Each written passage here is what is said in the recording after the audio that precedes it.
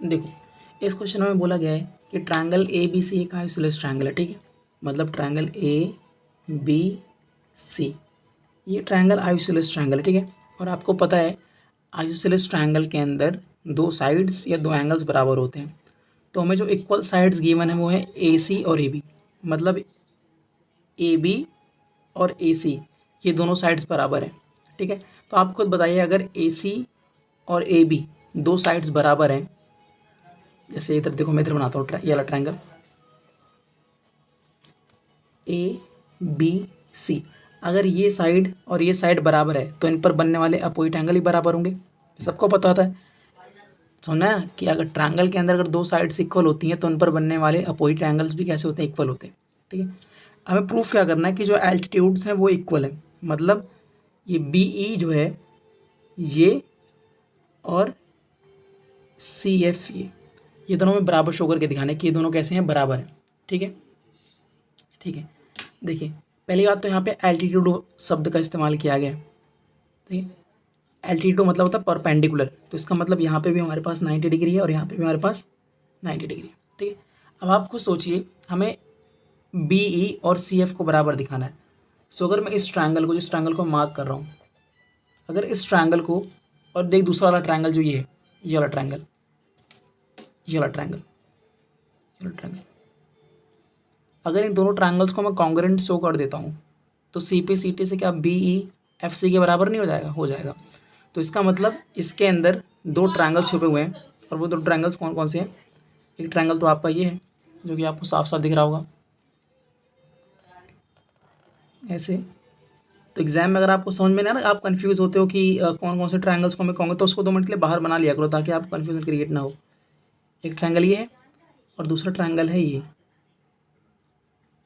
ऐसे,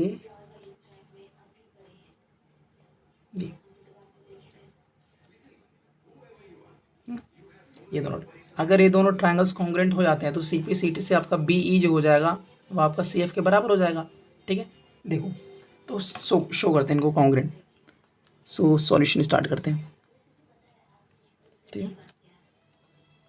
इन triangle A E B and triangle A F C, ठीक है। अच्छा दोनों ट्रायंगल के अंदर ए तो कॉमन है, एंगल ए बराबर angle A, that is common, ठीक है। दूसरा अगर आप ध्यान देखोगे यहाँ पे एंगल 90 तो ये भी एंगल 90 होगा। मतलब ए बी ई में जो आपका एंगल ई है वो 90 है, मतलब ये कितना है, 90 है। इसी तरह से एंगल ए सी एफ में जो एंगल एफ है वो कितना 90 है, मतलब ये 90 है और ये भी कितना 90। तो angle E equal to angle F that is 90 degree, ठीक है। अब देखो तीसरा, और देखिए अब क्वेश्चन में क्या बोला गया था कि ए बी सी एक राइट ट्रायंगल है जिसमें ए सी और ए बी कैसे इक्वल साइड है, मतलब ए बी और ए सी कैसे थे, बराबर थे। मतलब ए बी और ए सी ये आपस में बराबर है। तो जो आपका ए बी है वो आपका ए सी के बराबर है, ये हमें गिवन है, ये तो हमें गिवन ही है, ठीक है। सो देखो angle angle side, angle angle side, angle angle side, angle angle side. So triangle A E B congruent हो गया ट्रायंगल ए एफ सी के। क्राइटेरिया कौन सा है, एंगल एंगल साइड, ठीक है, ये हो गया। और अगर ये दोनों ट्रायंगल्स कॉन्ग्रुएंट हो गए सो आपका जो आपका बी ई है, जो आपका ये था ये बी ई, ये आपका किसके बराबर हो गया, एफ सी के, एफ सी के ना, यहाँ पर किसके बराबर हो गया, एफ सी के, ठीक है, एफ सी के बराबर हो गया। और इसका रीज़न क्या है बराबर होने का, C P C T, C P C T, ठीक है। अगर दो ट्रायंगल्स कॉन्ग्रुएंट हो जाते हैं उनके सभी कॉरस्पॉन्डिंग पार्ट्स बराबर होते हैं तो सी पी सी टी से आपका बी ई आपका सी एफ के बराबर हो गया, ठीक है। तो ये क्वेश्चन भी इंपॉर्टेंट था, आपको आना चाहिए था।